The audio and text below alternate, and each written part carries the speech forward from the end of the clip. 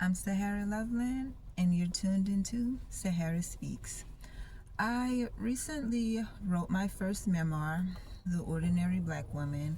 It tells the story of my life and what ordinary can feel like as a black woman that's searching for belonging, safety, and just self-worth in general. But as you all know, books have endings, life doesn't. And the way I'm feeling right now at this point in my life, I guess you can say it's the chapter after the last page of my memoir. I just been reflecting on my life. I'm 29. In 3 weeks, I'll be 30. And of course, my life isn't how I expected. And every day I'm still trying to push through with lack of support, a lack of allies, loneliness,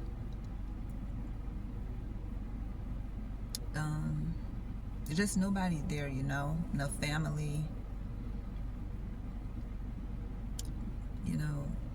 but I'm trying to push through.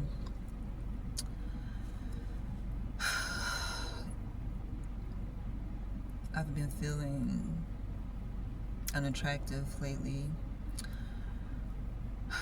I've been feeling old, obviously. I'm making the big 3-0, and things is just not how I expected. I mean, I've never celebrated my birthday since I was about 5, and I'm making 30 and I still won't be celebrating my birthday. So I've been thinking about that, like, wow, I'm making 30, still not celebrating my birthday. I still don't have many of the things that I would like. Still lonely. Still depressed most days. Still just winging it. Still just getting by, getting through.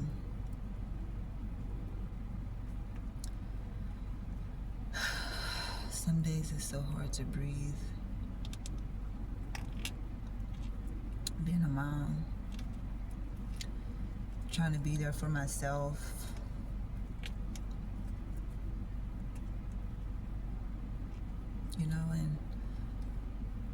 And not to toot my own horn, but sometimes it feels harder on me than the average person, because I feel like, I'm nice, I'm sweet.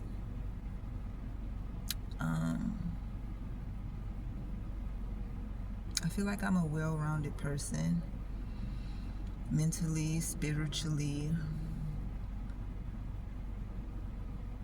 and life hasn't been easy.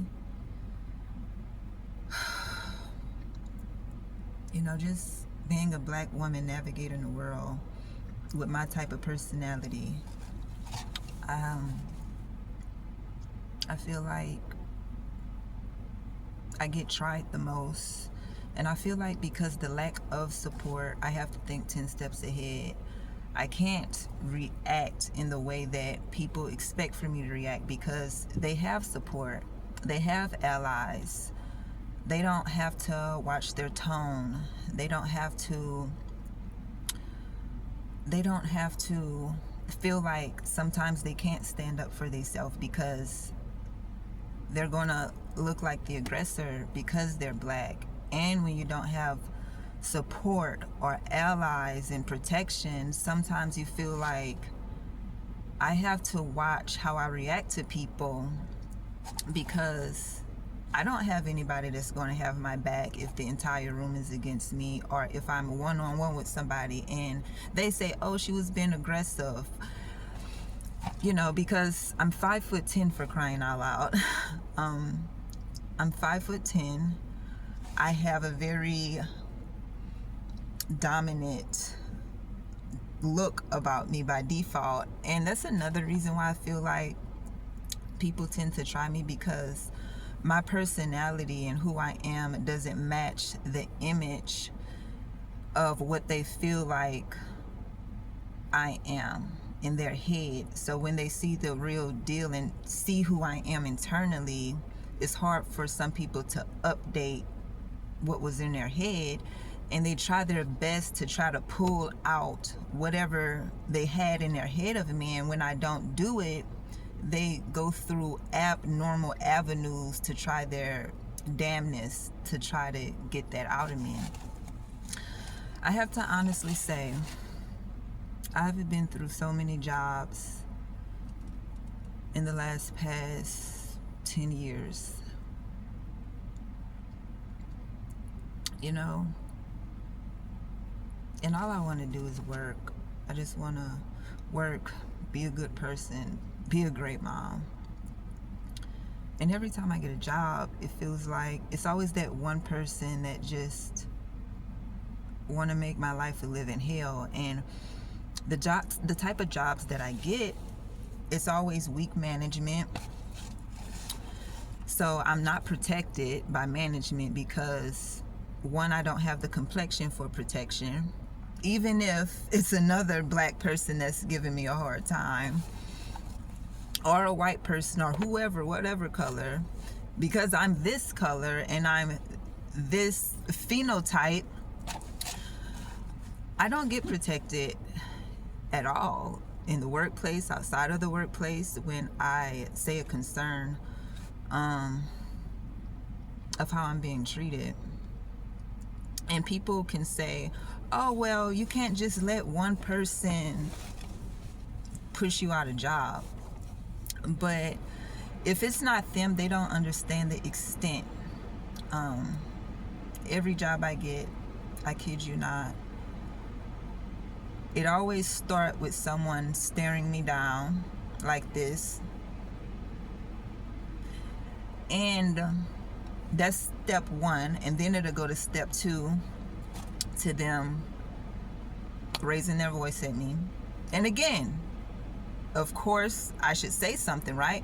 But because most times than not, I'm 5'10", it's usually someone very petite, someone who is lighter complexion of me, someone who look on the outside, on the exterior, they look like they can't be the problem. And people are strategic. Sometimes they'll catch an attitude with you in front of people, but when nobody is around, the person will go to an abnormal extent to try to get you out of character, to calculate how they're going to get other people to go against you if there's a problem. And because I'm always 10 steps ahead, I know what they're doing. So I don't fall for the bait. And because I don't fall for the bait, they go from trying to get me out of character to going to management, making complaints about my work. And if management come to me about a lie or whatever the case may be, in my mind, I'm thinking, I went to management first, saying this person is giving me a hard time, disrespecting me, and now the person is trying to strategize to get me fired, obviously. So most times than not, I just quit because I'm not protected by management. Obviously, it doesn't matter how hard I work. Obviously, this person sometimes was favored before I got there, and I'm the new person, and because I'm black, I'm 5'10", I'm not being protected.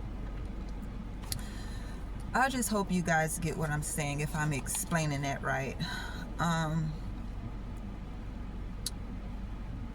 I've been trying to find different avenues to make income and to just focus on the things that feed my soul, which is why I wrote my book, because I want to help other women that feel like me. I want them to know they're not alone. I want them to know they can continue to push through.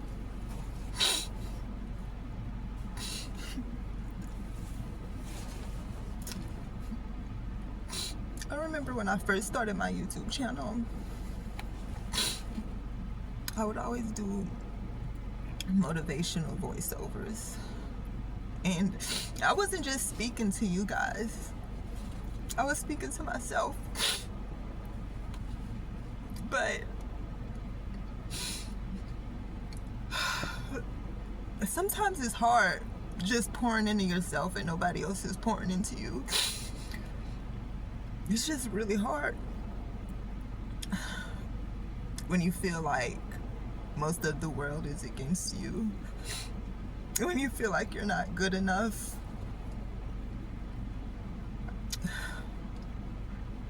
When you feel like, you know, you was an odd child and you had a parent that couldn't be what you need. And you know, I love my mom still, but you know, we had to part ways. I had to let her go. You know, I give her grace because she didn't have a good hand herself, you know. And she had me young. So she couldn't pour into me the way I needed her to pour into me, but I'm at a point in my life I gotta protect myself mentally and spiritually, which is why I had to let her go. But